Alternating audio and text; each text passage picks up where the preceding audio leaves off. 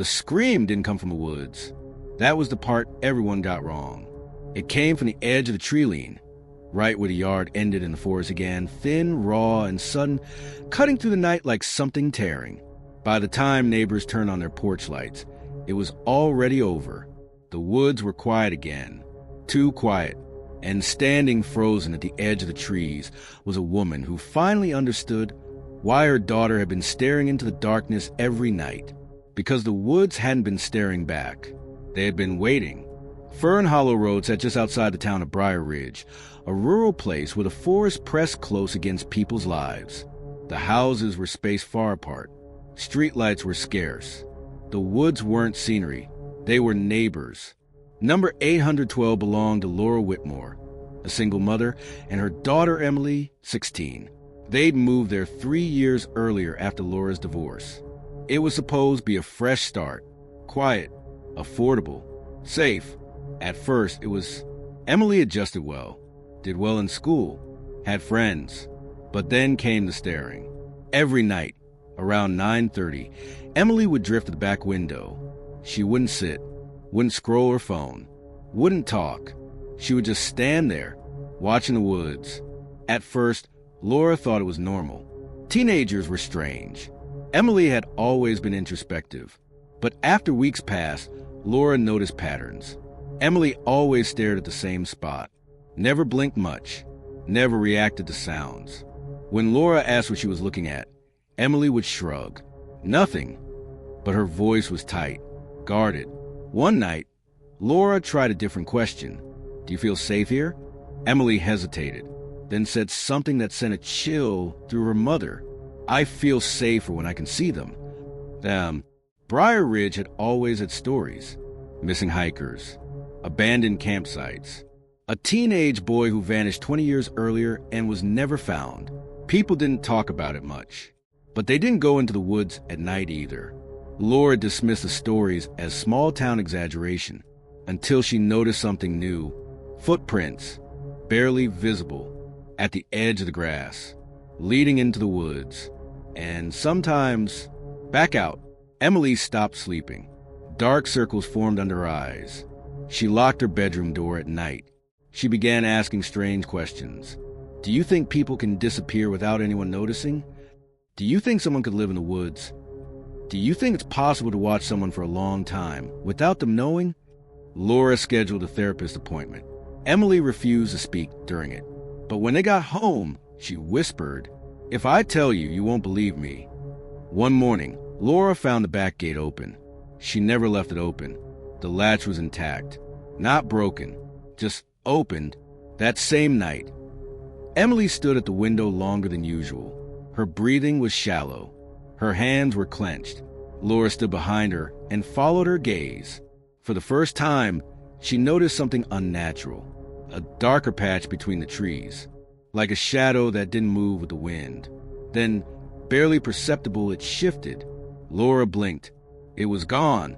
The words came out of Emily suddenly one night. Flat, quiet, he knows your name. Laura laughed it off reflexively. Who does? Emily didn't look away from the woods. The man who watches. Laura felt irritation rise. This had gone far enough. Emily, listen to me. There is no man. Emily turned. Her face was pale. Her eyes were wet. He whispers, she said, when you're asleep. Laura woke up at exactly 2:17 a.m. No dream, no noise, just that instinctive jolt. Then she heard it, a soft knock. Not on the door, on the window, the back window. Laura froze. It came again, slow, deliberate, 3 taps. When she reached Emily's room, the door was already open. The bed was empty. Laura ran outside barefoot. Emily stood at the edge of the woods, still, like she'd been waiting. Emily, Laura whispered harshly, get back inside. Emily didn't move. He's closer tonight, she said. Laura grabbed her arm. That's when she heard breathing. Not Emily's. Deeper, slower, from the trees. And then a shape stepped forward. He was taller than Laura expected. Thin, clothes layered and dirty, eyes reflecting light unnaturally. He smiled when he saw Laura, not surprised. Relieved. "I was wondering when you'd come," he said. Laura pulled Emily behind her. "Who are you?" The man tilted his head. "She watches better than you," he said. "You should be proud." Laura screamed. Police arrived quickly, but the woods were empty. No man, no tracks, no evidence. Emily refused to speak. She wouldn't even look at the trees anymore. Laura told them everything. The staring, the whispers, the knocking. They took notes, exchanged glances, marked it as a possible hallucination influenced by stress, until a deputy found something. A crude shelter, deep in the woods, with food wrappers, clothes, and a notebook. The pages were filled with writing, dates, times, descriptions. Emily stands at window 9:34 p.m. Laura asleep by 11:02. She looks lonely. She listens, and then something worse. Drawings of the house, of Emily, of Laura, from angles impossible to see unless you were very close. The last page had a name written repeatedly. Mark Holloway. A search pulled up an old case. A missing man, declared dead 10 years earlier. Last seen hiking near Briar Ridge. But the body was never found. Because he hadn't died, he'd stayed. Investigators realized something chilling. Emily wasn't the target. She was the lookout. Mark Holloway believed children could sense him, that they were less threatening, more open. He used their attention to feel seen, validated. Laura wasn't just a witness. She was a final piece. They set up cameras, motion sensors, officers hidden in the tree line. Emily insisted on helping. "He won't come if I don't watch," she said. At 9:31 p.m., Emily stood at the window.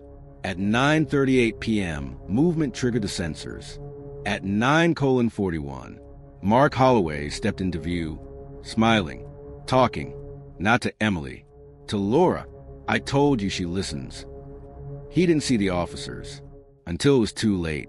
Mark didn't resist arrest. He talked. Too much. He said the woods taught him patience. Watching was better than touching. That fear was connected. That Emily made him feel real. Forensic searches uncovered remains. Not one, 3. People who had disappeared over the years. He hadn't just been watching. He had been waiting. In therapy, Emily finally explained. She hadn't been afraid at first. She thought the man needed help. Then she realized something worse. He didn't want to leave. He wanted her to stay looking. Forever. Laura sold the house. Immediately, they left Briar Ridge. Emily stopped staring out windows, but she still hated forests and mirrors at night. The shelter was destroyed, the trail blocked, but locals say something hasn't changed. Sometimes, kids still stop and stare at the trees. For no reason. Laura would later say this. "I thought my daughter was imagining things, but the truth was worse.